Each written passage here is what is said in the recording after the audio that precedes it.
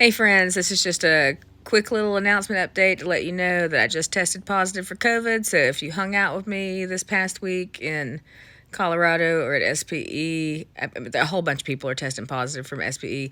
Anyways, if you were around, really, if you were at SPE especially, like, you might want to take a COVID test and make sure you're good and isolate for a few days and stuff. Because, yeah, there's a whole bunch of people testing positive. But, yeah, I have no idea what COVID is like these days. It was pretty rough the first time I had it.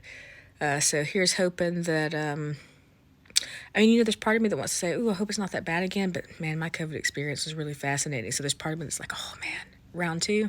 Kind of been, I'm the crazy person that's kind of been like, I'd like to see what a round two is like.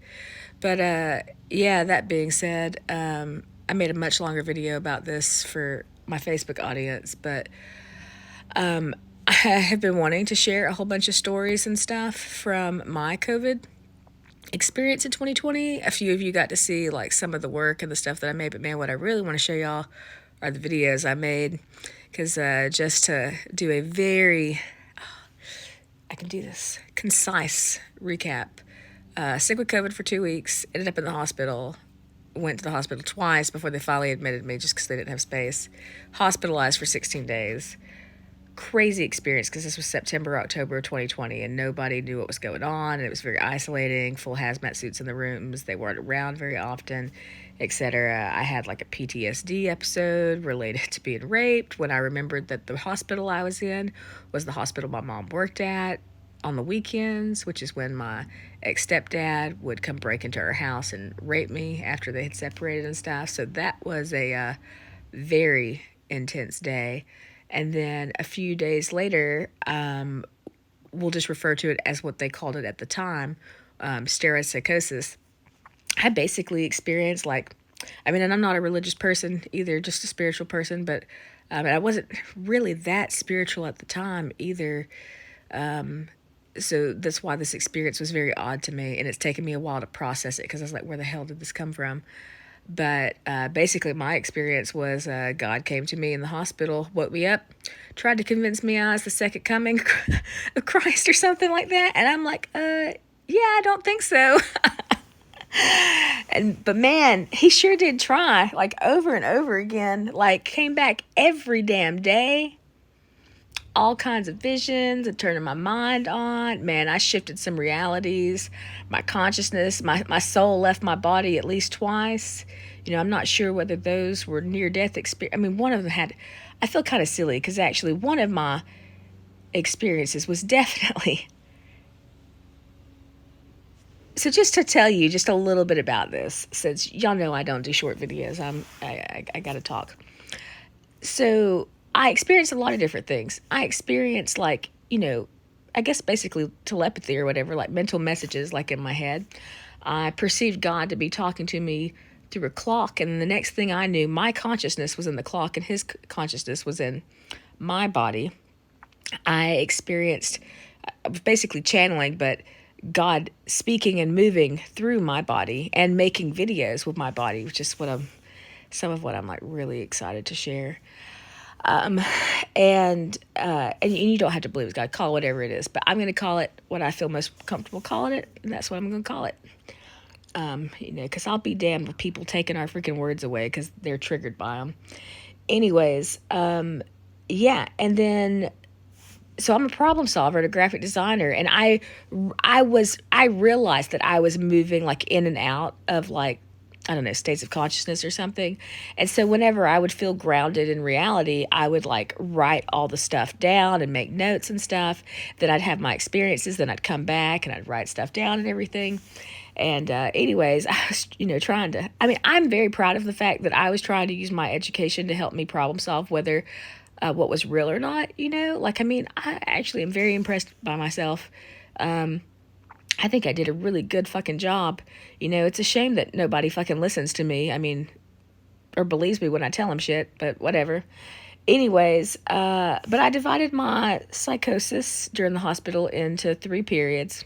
We'll have the Carol Jesus, or CJ, because my first 2 initials are CJ. I did always want to be called CJ. But we have the Carol Jesus phase, which honestly, it was the whole thing, but there were just a few things that happened at the end that I was like, okay, we're going to divide this up. And then I had Lab Rat Day, which was crazy interesting. On Lab Rat Day, I shifted realities multiple times. And this is the one I'm a little embarrassed about because, I'm really smart in some areas, but then there are some things, and I am just like freaking, it's like, I don't even know if my brain even works in that area or whatever because I had this experience.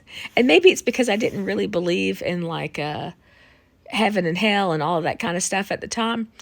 But I legit went to fucking heaven, guys. I mean, or the closest thing that I would think heaven looks like. And why it has taken me over 2 years to realize that that was probably a near-death experience, I don't know. Because when the first thing I remember that day was I was in my hospital room, and then the next thing I knew, I was in a city in the clouds, and the buildings were white, and there was like gold gilded like roofs and stuff everywhere, and it was bright and sunny, and there were angels, and I remember bells were ringing, and we were outside on some stairs at first, but then we moved into like a monastery or library type thing, and I think someone was kind of reprimanding me, and what they were telling me was that the angels didn't like it when I said the name of God, which I mean, I'm pretty sure I was just saying God, but apparently it hurt their ears. I don't know what that's about, and I didn't really understand it in the time. But yeah, the city kind of reminded me of Stormwind from World of Warcraft, but I mean, it was different, but much more elaborate, white and gold. But, like in my brain, I'm like, oh, this is kind of like Stormwind. And I figured that other people would probably think of it being like heaven and stuff. But I don't know. For some reason in my head, I was just like, whatever. And anyway, so yeah, I feel silly, like just connecting that dot.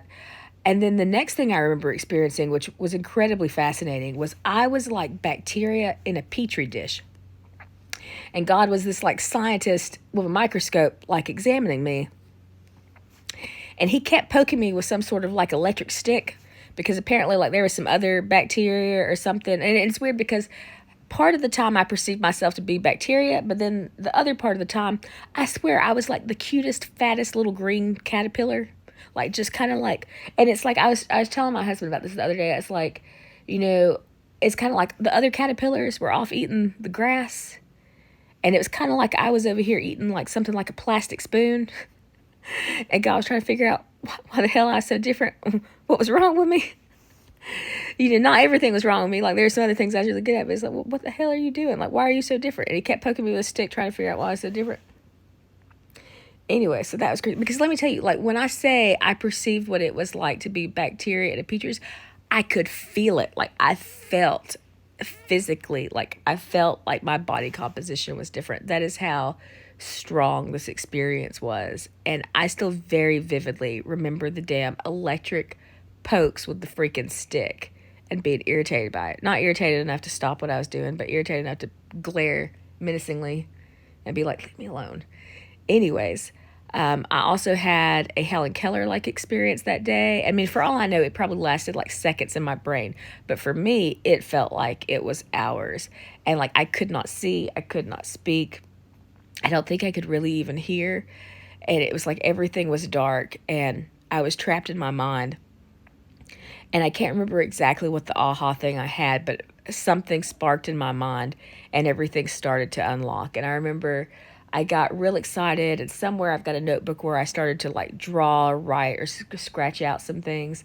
And I remember being in my room in the hospital as I was coming out of this, and I was so excited. I realized that I could communicate with the staff, that I looked up at the camera that was pointing at me from the ceiling and, started waving wildly. I probably looked delirious and like ridiculous and stuff, but God, man, guys, I asked them to record me. I so asked them to record me when I was there. I really wish they had recorded me because, man, I swear it would have been the most hilarious ass shit. It would have been pure gold.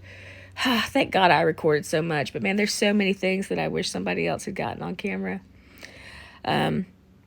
Because sometimes it's also hard to tell what was I experiencing in my mind and what was I experiencing like in my body in the room. Because, I mean, sometimes those things are different. Sometimes you're experiencing one thing physically, but your mind is somewhere else.